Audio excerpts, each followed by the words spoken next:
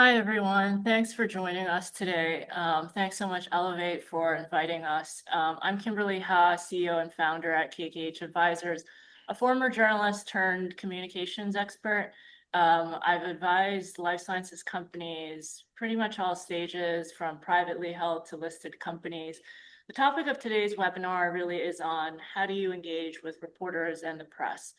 Media can feel intimidating, especially in biotech where the stakes are high and the details matter. But talking to reporters can also be helpful to clarify your story, and get your news out there. In this conversation, we'll demystify how media works and talk to Gwendolyn and Lele, thanks for joining us, on how to thoughtfully engage with journalists. Gwen and Lele, thanks so much for joining us. Can you please give a brief introduction? Sure. I guess I'll go first since I'm right next to you on the screen. Hi, everyone. I'm Gwen Wu. I am a senior reporter at BioPharma Dive, where I cover venture capital and biotech startups. I sometimes dabble in covering other parts of the pharma industry as well. All right. Hi, everyone. And thanks, Kim and Elevate, for having us. I'm another Woo, Lele Woo.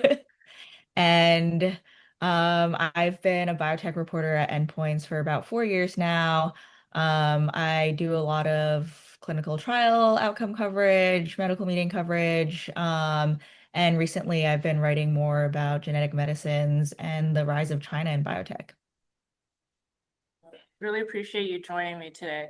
I guess one of the first questions I had that a lot of our clients ask is, what is the biggest misconception about reporters? I think for some clients, they are scared to talk to reporters, mostly because they don't know what to expect.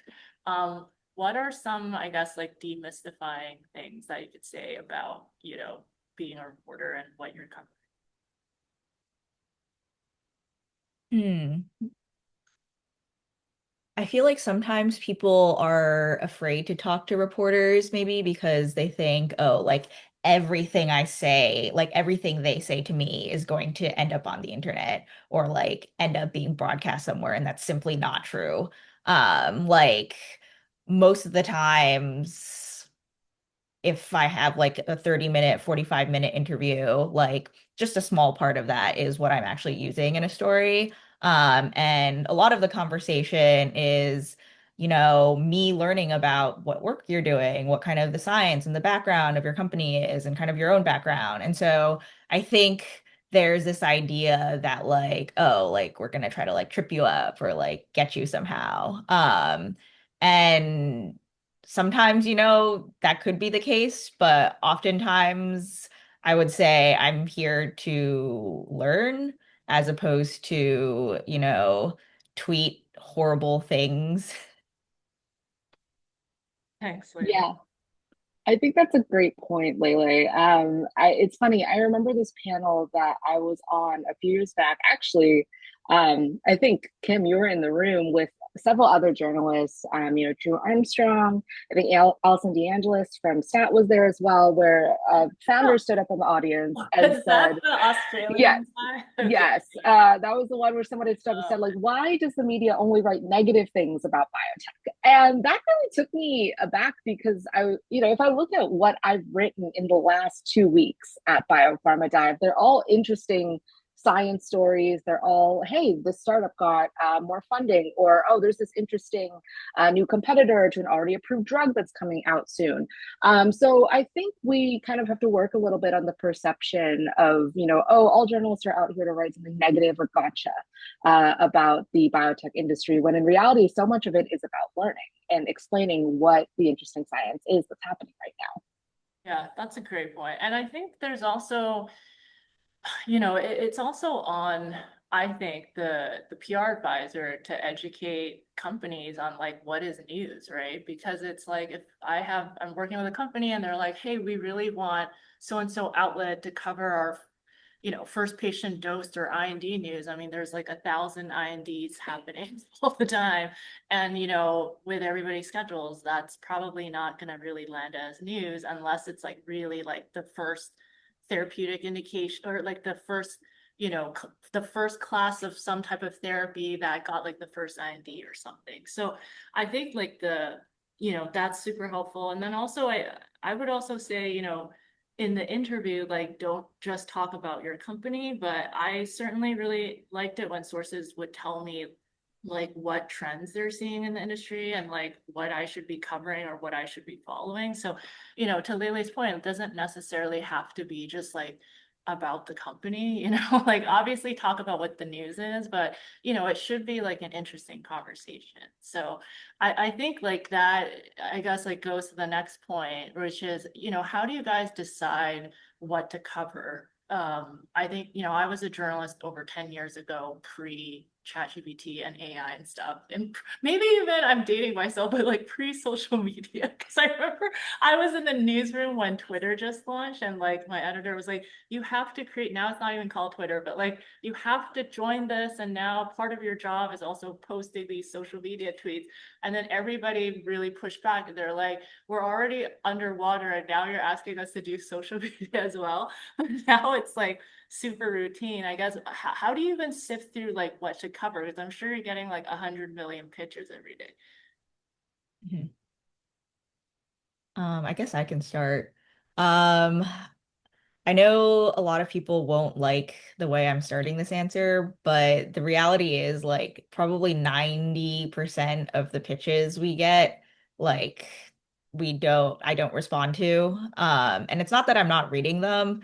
It's just that like I have a limited amount of time in my day and I can only look at so much and write so much.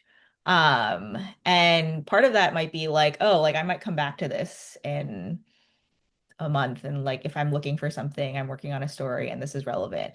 Um, but I think immediately things that I look for in pitches is news.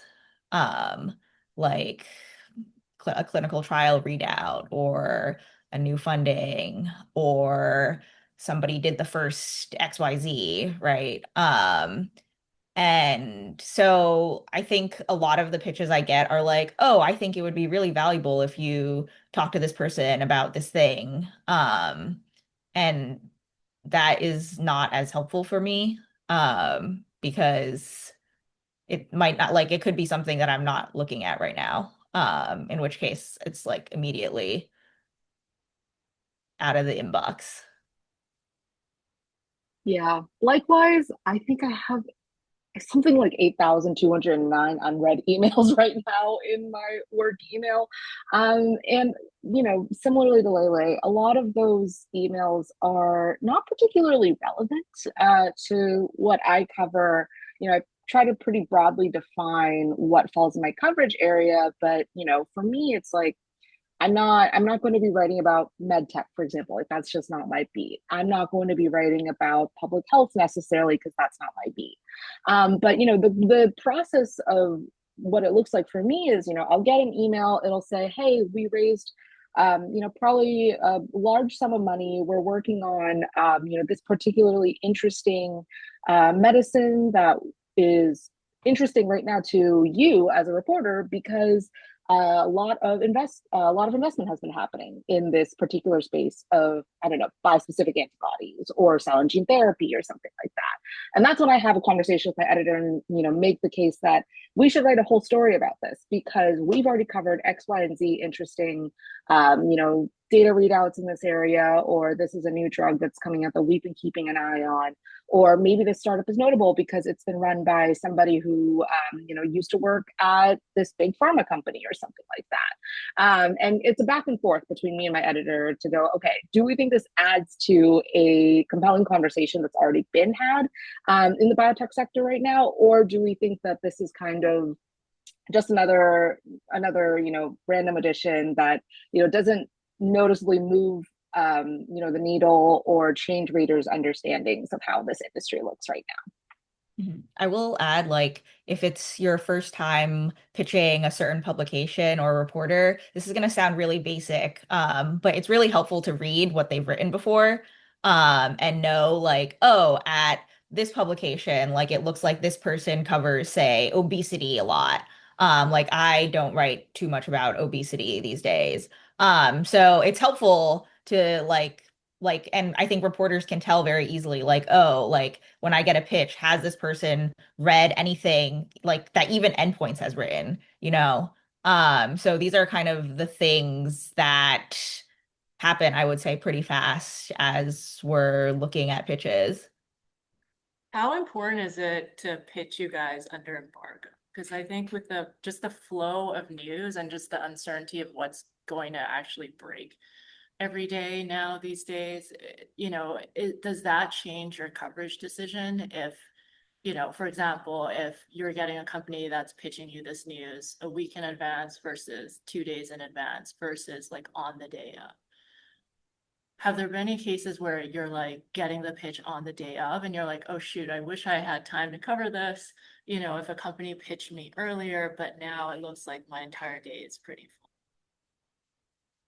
I think it happens fairly commonly for me since a lot of startups announce their, funding announcements or partnerships under embargo, right? The more notice you give me, the better, right? The higher likelihood that I'm going to be able to cover it. I understand there's a lot of moving parts, dealing with investors who may not necessarily, okay the news quite yet, or anything like that. But at least giving us a day's notice is really, really helpful. Especially because I work on a team that's largely East Coast based. So if you're a West Coast company sending me something at 2 p.m. West Coast time, which yes, I'm based on the West Coast, but my editors are based on the East Coast, there's a high chance that we'll still write up the news, but it's not going to go exactly at the time that you hoped it would be hitting the wires, that everybody would be reading it in their morning newsletters, right? So doing that and also allowing enough time for us to go and get those interviews. If you're offering an embargoed announcement and you say like, hey, we're going to make the CEO, the CMO available for interviews, please make sure that there's actually time for us to have those conversations. I can't count the number of times where I have said, sure, we'd love to, interview so-and-so for this. And they're like, actually, so-and-so is at a medical meeting in Copenhagen right now. So we actually won't be able to make them available until after the embargo list. And I'm like, then why did you offer them to me, right? Like the news is the news when it's happening, not 5 days later. So, that's something to keep in mind. That's a really good point. Layla, anything to add to that? Mm, I feel like as a reporter, I kind of always go back and forth on like the pros and cons of embargoes. And I could probably like talk for an hour about how I feel about them. I will say I probably cover stuff under embargo less than maybe one because I don't write about funding news as much. And I think that's typically where, like, at least in our kind of sector of the world, I've seen people willing to offer information under embargo. I will say I think the only like thing about embargoes that bothers me sometimes is that if you're going to offer an embargo to like an outlet, like it should be the same time across outlets. Like Yeah. I think there's sometimes a practice where they'll like be like, oh, like agree to an embargo at like 8 a.m. for one outlet and 10 a.m. for another outlet. At which case it's like I think that's bad practice. So that Agreed. would be the only like if there's a specific outlet you really want to cover your news, like you can talk to them, but I think there's like good practice and bad practice, and that can affect how other outlets work with you in the long term. Yeah, totally. And I think this is a good segue to maybe even get into for some audience members, like the difference between an exclusive and an embargo and what that even means. I think there are huge advantages with going broader press with the embargo approach because you're reaching multiple outlets at the same time. And then the exclusive approach is when you're going to one particular outlet, like Lele mentioned, where you're offering an exclusive ahead of time, and that outlet will ask to run usually like an hour, maybe half an hour ahead of the press release. So I think that's also important to know because I I did have a recent case, not mentioning the company, where they're like, yes, we really want to do the exclusive. And I kind of explained everything that happens with exclusive. And then once I got the exclusive, the company was like, okay, I shouldn't say it was the company, it was the company's partner was like, okay, we can't actually do that. Like the press release has to, the story has to go at the same time as the press release.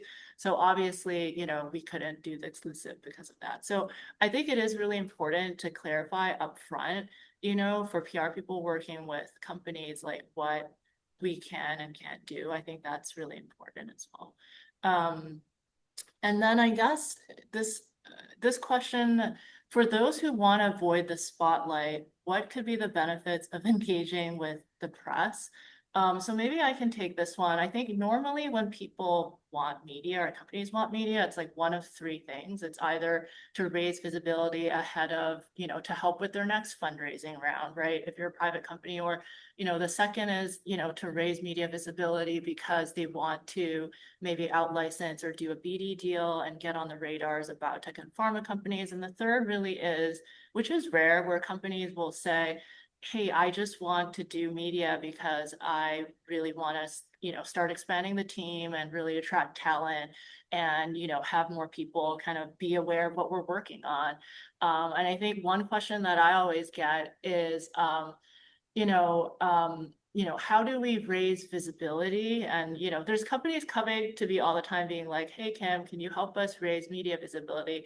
And I'll do the call. I'm like, okay, what news do you guys have, right? Like, what can you talk about if you are doing the interview?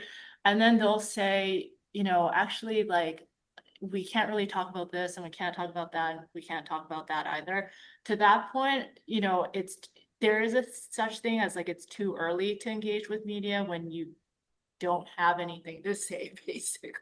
So I personally might be biased, but I honestly feel like there is no downside of talking to reporters early, unless, you haven't even figured out your strategy yet and you're constantly changing and you're like a pre-seed company and you still haven't really even figured out your business plan yet. Then at that point, like, don't reach out to media. But if you have your strategy, you've got, what you're working on and you're ready to kind of come out of stealth, personally, I think it should be off the back of something substantial, at least like your seed funding round, or in lieu of that, maybe a licensing deal or a paper or something that we could anchor the story around. I think that's like what I would say. Because, otherwise it's like, if a company's pitching reporters, it's just way too early. And, to Gwendolyn Laley's point, it's like not news.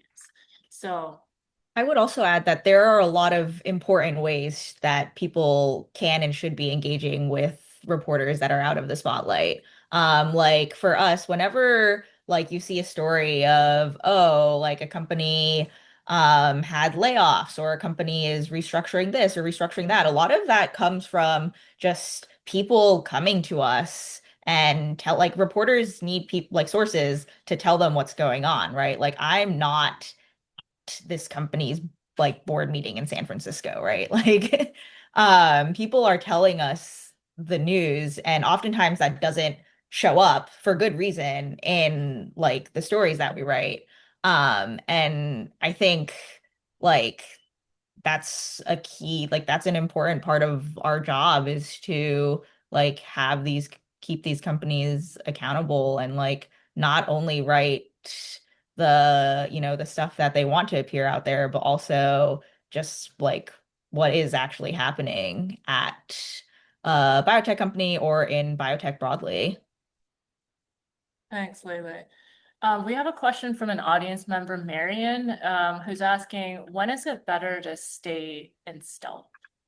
And maybe I can kick off that one. I think basically, if the company doesn't really need help with fundraising or talent recruitment or any of the things, basically, stay in stealth, honestly, because once you come out of stealth, then your competitors will kind of know what you're working on. So I had a case where a company literally stayed in stealth until the Series C financing, and then 6 months later did an IPO, and they did that on purpose because they didn't really want people to know what they were working on.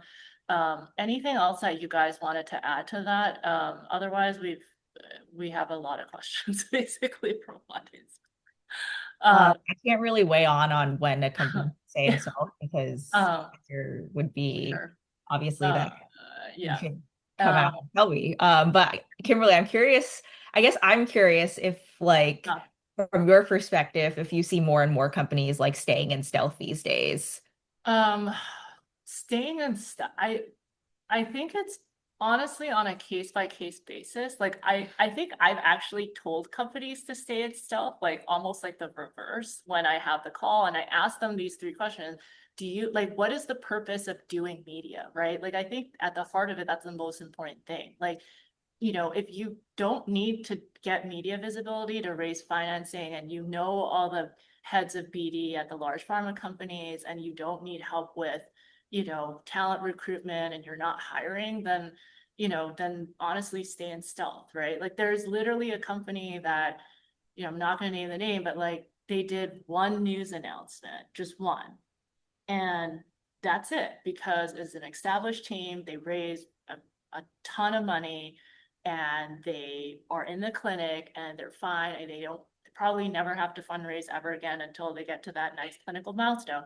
And so, yes, they're going to, quote unquote, go back in stealth until that next major milestone. So I think that, like, I think I've heard a lot of people ask me like how, companies should be quote unquote, like, how do you deal with China, right?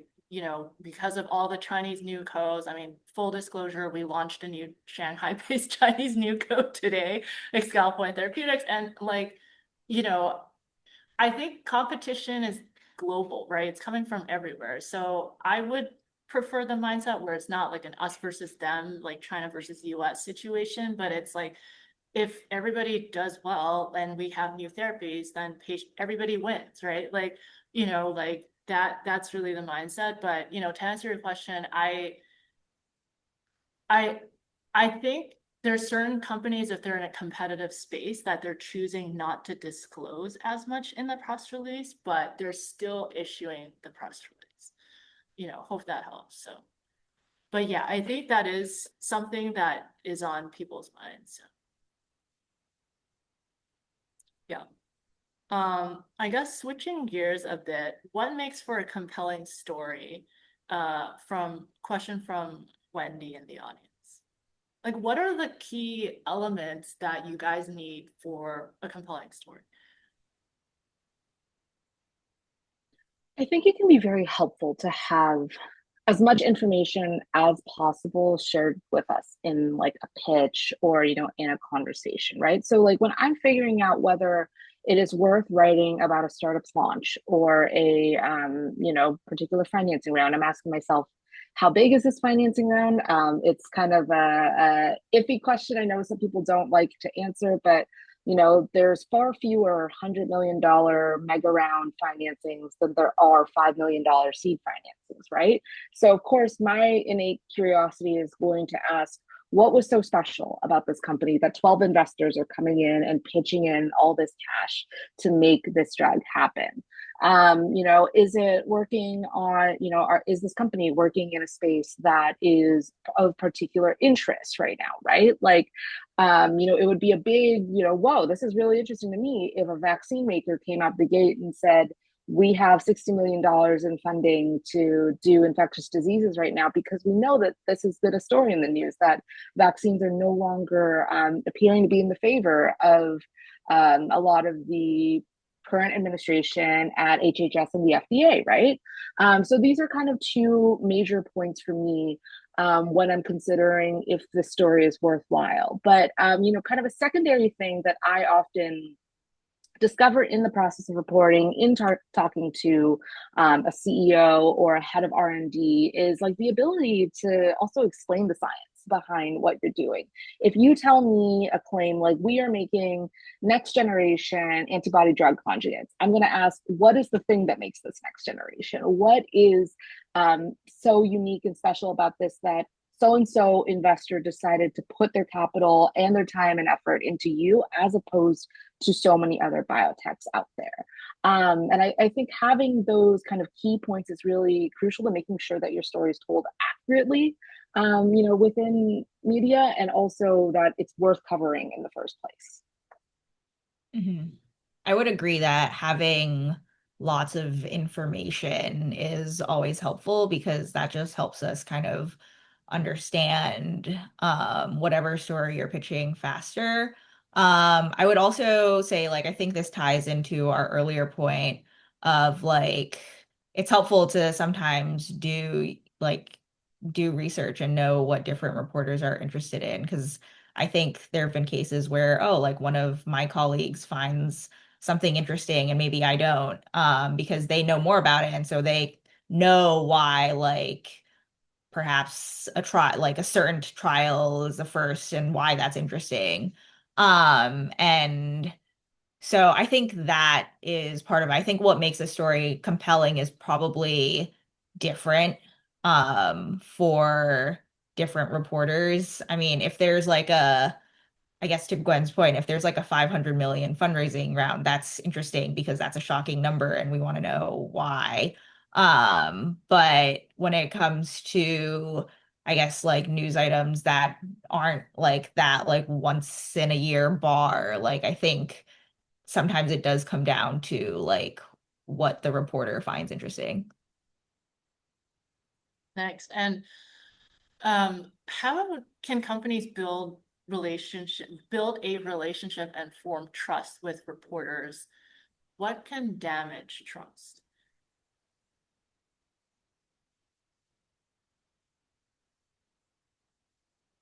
I would say building relationships, it doesn't necessarily, I think Kimberly, you were saying this early, like it doesn't necessarily come when like, oh, I have news, and like this is when I want to like be in the news.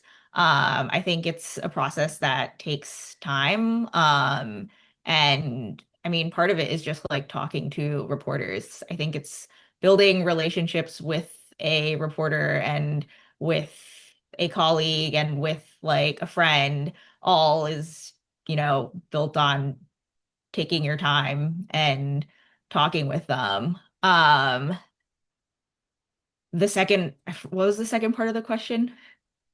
And like, what can damage trust? I mean, I had I had drinks with a reporter at Bio who told me that there is a PR agency that unnamed reporter will never work with again because um they basically sent the release and then at the very last minute like pulled the entire release. And so I think it's like spending time on a story. I've certainly had that happen to me before when I was a reporter, which sucks because you spend all this time working on a story and then suddenly the company is like, we're not doing this anymore. Right. So I guess like what are some things that companies absolutely should not do that will land them basically on the blacklist? I mean, I, I used to definitely have a blacklist of companies when I was a reporter. It was like the companies that were the OTC companies that would send me an email pitch for a press release a day. And it just got so overwhelming that I literally had to block the emails. And I think the other ones were, for me, like the faux pas was like doing an interview with an executive and then knowing that the executive lied and that basically really changed my perception, of the company and also of the executive. And it's basically like everything else that person says, I have to be really careful, right? Because I think it's also important for people on the call to realize, like, for reporters, like what is the most important thing is making sure like the article is factually accurate, right? Like nobody wants to write the story and then have to do like a factual correction. At least for me, that was like, like I really dislike that when then my article's out and then somebody calls me and says, oh, like actually it's not 20%, it was 2% or something. And then now I have to issue a correction, but it really wasn't my fault. It was like the company who basically misquoted and missaid that thing. So Yeah. I mean, I think also politeness goes a very long way. yeah. Assuming the best out of people also goes a very long way.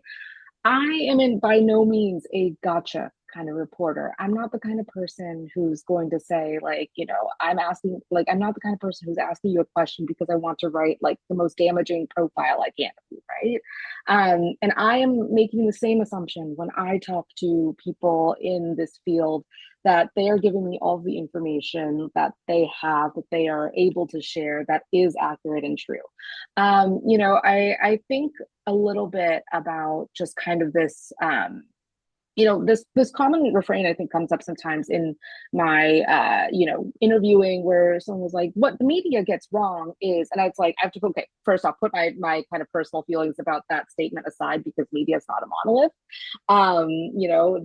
To be like, okay, so if you're saying that it's common for journalists to get this wrong, how about you share information with me to make sure that this is right on the first go instead?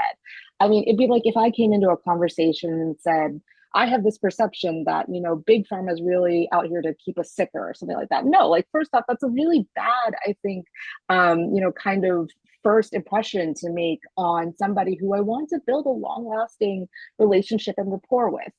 So I think, it's so crucial to treat each other kindly, as we're trying to do, our jobs, because it's so important that we have the most accurate and fair portrayals of these companies, of these drugs, as possible. Yeah, that's a really good point. And it's like, I think this is a great time to just remind people what on record, off record, and on background means, because on record essentially means that everything you tell the reporter, is fair game. They could take what you say and put in an article, right? Because you said it on record. Off record means that everything you say to the reporter can't be used in an article. And some people are asking, why would anybody talk to a reporter off record?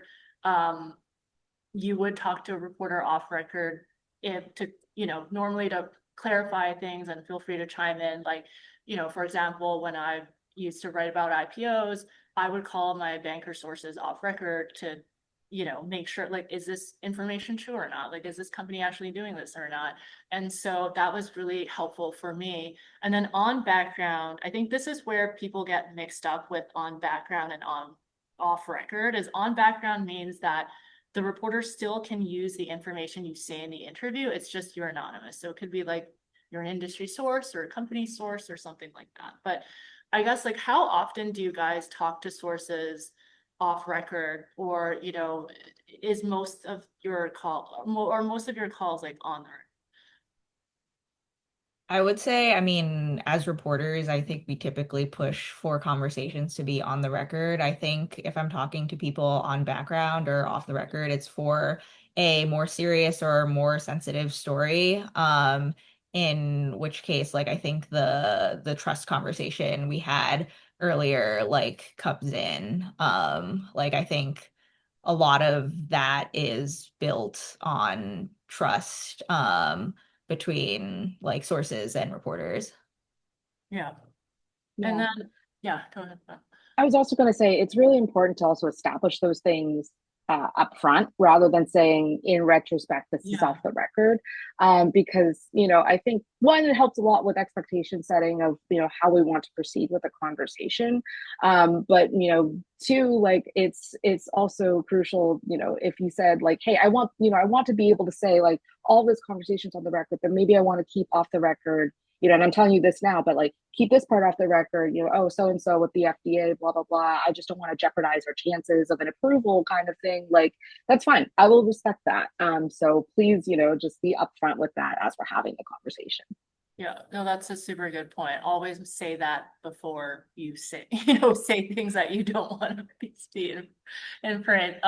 Audience question from Angie.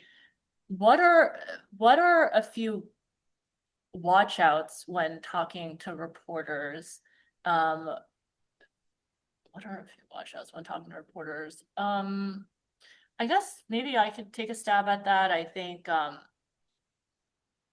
or watch outs. I mean, I think if a company is on the record, and I would say if there's anything you don't want to see in print, again, like, don't say it, right? The onus is on you, right? And again, reporters aren't necessarily going to, do this gotcha moment. I think, the reporter, you know, you know, really wants to write an interesting factual article about a company and, you know, what they're working on or potentially a trend piece. So I think it's also about, you know, changing the mindset that, you know, reporters are quote out to get companies, right? Like, you know, I'm sure there are a few reporters that, you know, are maybe more sensationalists, right? And, or maybe, you know, are writing certain articles to elicit a reaction, right? But I would say like the majority of reporters, you know, are, you know, to Lele and Gwen's point, like want to learn about the industry and like want to learn about cool science and like new companies and everything. So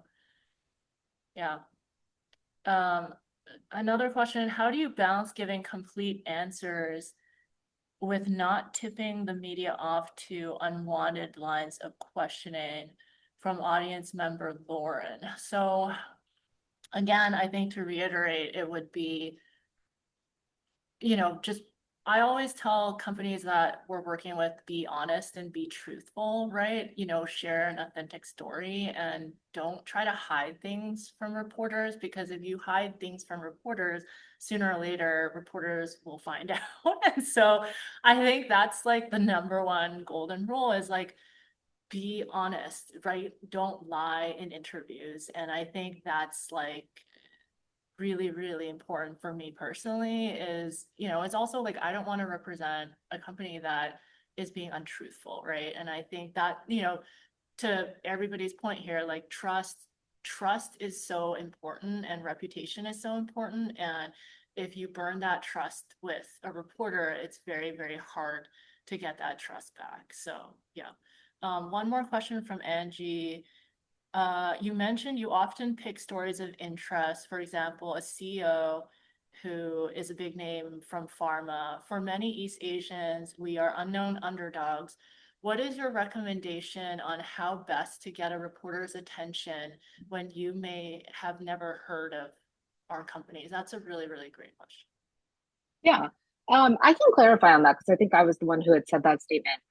You know, something else that has worked a lot for me in the past is, you know, okay, maybe you're a first-time CEO. That's great. I also cover first-time CEOs. But, you know, it could be very helpful to be like, I was, you know, I oversaw the development of this particular drug that's been a blockbuster for X company, right? Like, what are the same attributes that you use to pitch yourself to an investor are the same kind of things that would get the attention of a media outlet. You know, like I've certainly written about companies where they're like, I was just a postdoc in so and so's lab, and I'm like, hey, I know so and so's lab. So and so's lab has put out really interesting startups in the past, or has pioneered some very incredible work in this field of study. So that can also be a very good way to make sure that like, hey, like we get your attention by saying this is also an interesting, this is also an interesting thing about me or about my company. I've also had like people pitch me kind of using that to their advantage, where somebody will like literally write to me like, I'm not part of the pharma old boys club. Mhm. Um, like that'll get your interest. That is, Yeah, we're not part of the journalist old boys club, so that's interesting. I guess now moving maybe a bit on tactics, Claire has a question about any tips for an email pitch, how to make sure a pitch gets read. I guess maybe to follow up with that, like how important actually is the pitch? Like, for like, I think a lot of people ask me questions like, is it the length of the pitch? Like the pitch being a paragraph, a pitch being like super detailed with who the sources are. I will be the first to admit that, I mean, you guys get my pitches and my pitches are like a paragraph along with the hyperlink to the release. But it's interesting because at the last agency I worked at before I started KKH, it was like a huge, massive agency. And we would spend meetings. Okay, I'm telling you guys this. We would spend our meetings like drafting and redrafting the pitch. And then that pitch would go through, I don't even know, like 5, 6 layers of editing before it even gets sent out, which now that I think about it seems honestly so insane. But obviously from a billable model, they're like, the more people we pile on this pitch, like the more we can build a company, whatever, right? And so like to me now thinking about it, and like obviously like as a former journalist guy, I was like, oh my God, I didn't know that like people spent so much time writing these pitches. But I'm sure you guys see a lot of pitches, but like what is a good pitch versus what is a bad? I will immediately acknowledge I had no idea that that much work went Yeah. into them. Um, I mean, I think this kind of goes to our conversation earlier. Like, if you're pitching me, put my name in the pitch. That's always helpful to know that it's coming to me. I think, especially, I see another question about AI, like, especially in the era of AI and spam. It's helpful to know what is spam and what is a pitch. So if it just says like, hey there, like probably not going to read the email. Just like if you guys get like a random email that just says, hey there, and like a giant, like clearly copy pasted block of text, like I don't think you would read that email either. So I think those things are helpful. To be honest, I like because I write like a mix of stories from like pitches and from not pitches, it's always helpful for them to be emailed to me because if I am writing a story about a certain trend or a certain related to a certain topic, then I can like search and be like, oh, like who's emailed me about this before? That might be helpful. Mhm. Yeah, I guess one tip I have for an email pitch is like, please do not call or text me afterward sending it. I've had this happen now a handful of times over the last year, and my first question is always like, how did you get my phone number?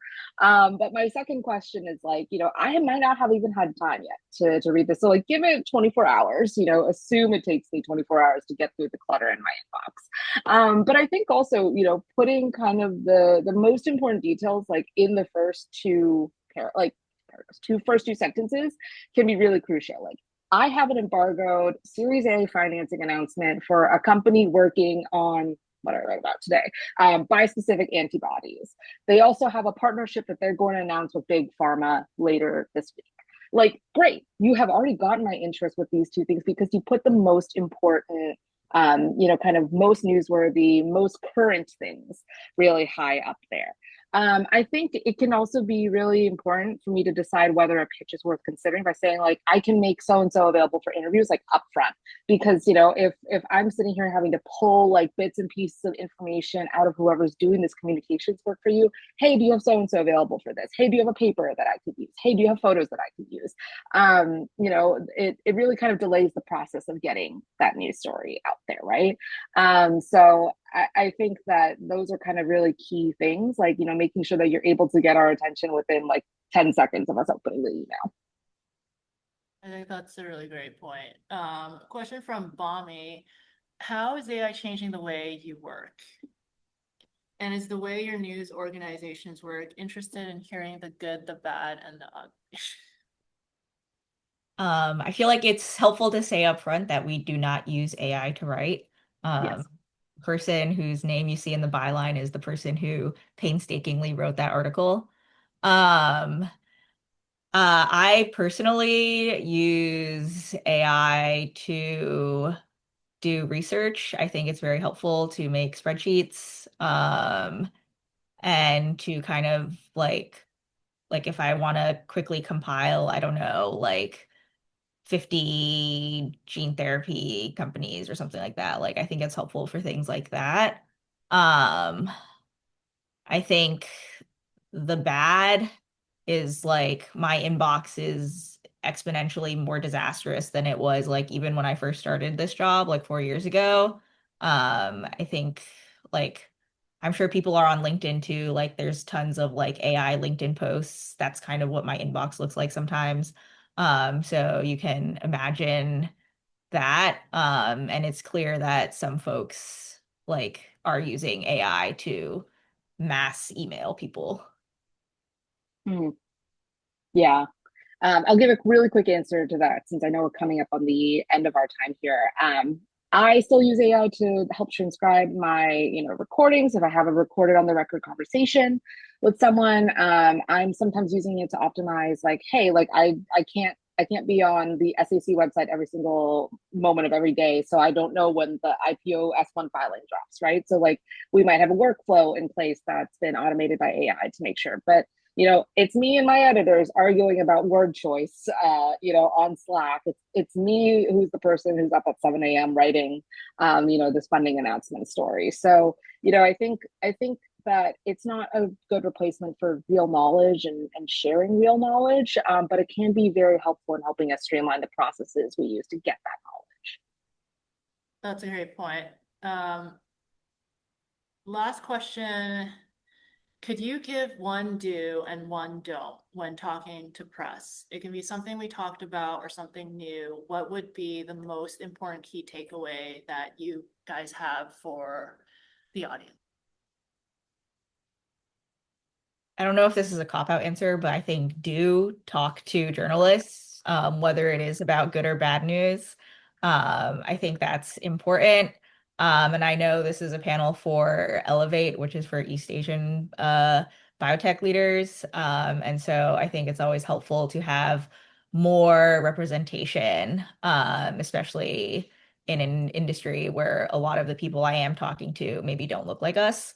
Um, One don't is please don't spam me.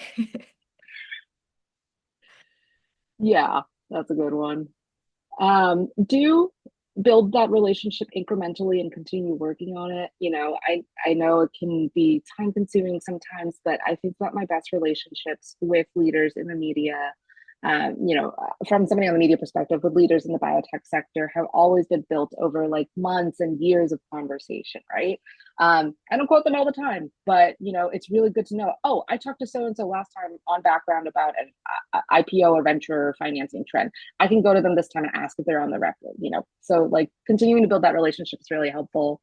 Um, don't I would say a big don't for me is to just reiterating what we said earlier, like don't assume that we're out to get you. Don't assume that we're out here trying to be negative. We're out here trying to write about an industry that's very fascinating, that saves the lives of a lot of people every single year, right? So we're just as invested in the health of this as you all are. I guess my do would be for companies out there and PR people, do pitch under embargo. I think that really does make a difference in terms of coverage. I don't think there's a closer proxy than today because we launched a T-cell engager company and there was another T-cell engager company that had another financing round. That was a larger financing round and a later stage. But, plugging myself here, like we got way more media coverage. And I think that's because we did the work and, actually reach out to reporters under embargo. So I think in today's media climate, just like making sure that companies are ready when they come out of stealth and they're not coming out of stealth too early. I had a case where I was like, please don't do this. This is way too early stage. And the company was like, no, I still really want to do this, not mentioning names. And then 3 months later, it's like their co-founder left. And now they're like, Kim, can you contact all the outlets and remove the co-founder photos? And I was like, no, I can't do that because you're on record and the article's out, right? So I think, just to recap for everyone, reporters are not out to get you. Like it's a relationship building over the long term, right? So it's just absolutely not worth lying to a reporter or burning bridges, for short-term gains. It's really a long-term marathon and it's biotech and anything can change. And so, best wishes to everybody on the call. And I really do hope that you change your perspectives and talk to reporters because we're not scary people. So. Yeah, I guess I want to add one thing about the like a reporter quoted something and then it turns out like that's not true. I think something I've run into is that it's really helpful if you are talking to like me and it is like a interview, it's on the record, like and you say something and you're not actually sure if it's true, like say that. And like you don't have to appear to be sure. You don't have to be like, oh, I 100% know everything. Like it's okay if you don't know everything. But it's also very, very helpful if you tell me that. Yeah, totally agree. And that's being like authentic and transparent, right? If you don't know, just say, I don't know, and then say, I'll get back to you when I do have that data. Like, don't just make up a random number, basically. Um, well, thank you so much to the audience for joining us, and thanks both to the talented Gwendolyn and Lele. I really appreciate your time because an hour in media is like 10 hours everywhere else. So who knows? A lot of things could have changed after we go back off this call. But again, thank you so much and look forward to doing this again soon. And again, thanks Elaine and the Elevate team for inviting us. I think, there is much to do still for API in pharma, but I think, visibility is like the most important thing and just continuing to be out there.